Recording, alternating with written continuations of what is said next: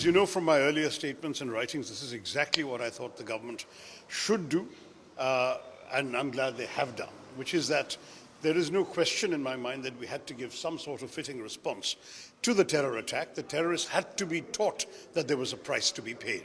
And sadly, this kind of impunity that they believe they enjoy would have only emboldened them to continue with further attacks. So it was important and essential to give them some sort of response that was a kinetic response. In addition to the diplomatic measures we all know about, the government announced various things, action on visas, all sorts of things. But today, what they have done is a fitting response.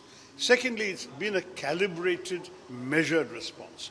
The government has taken very great care not to give the other side an opportunity to expand the conflict, in the sense that they have attacked only identified terror bases and launch pads.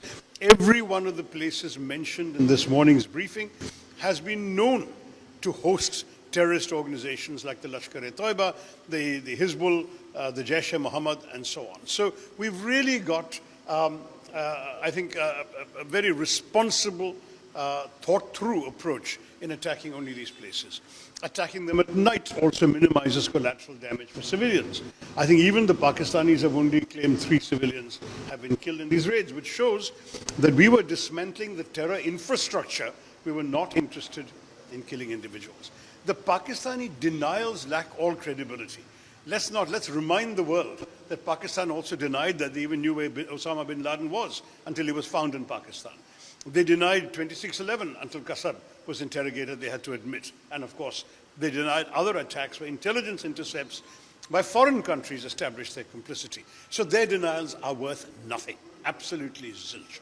And therefore, the responsibility clearly lies there, and that is what excuses India's decision to not just cross into POK, but also to cross the international border.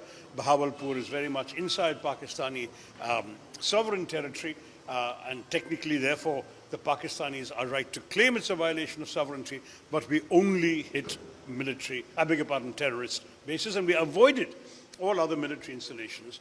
There may have been temptations, knowing very well that it's the military who train and dispatch these people, but nonetheless, we have taken care not to give them any further provocations. Now, the Pakistanis are bound to react. They've already said they will react.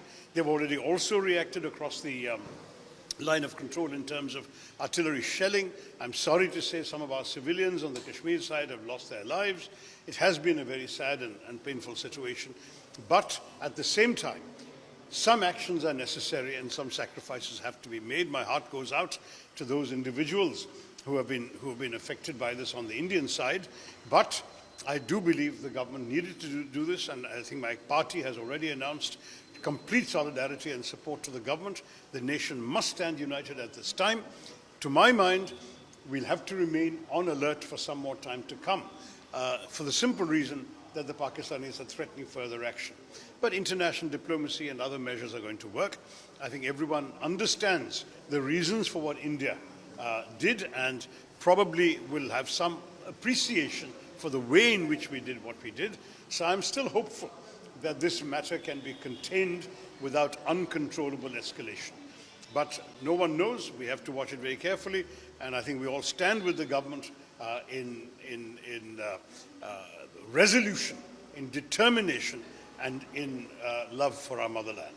Jai Hind. Sir, the US President for statement has come out that he said it's a shame, and they had been fighting for decades for a little bit of... No, he said centuries. Pakistan has only existed since 1947.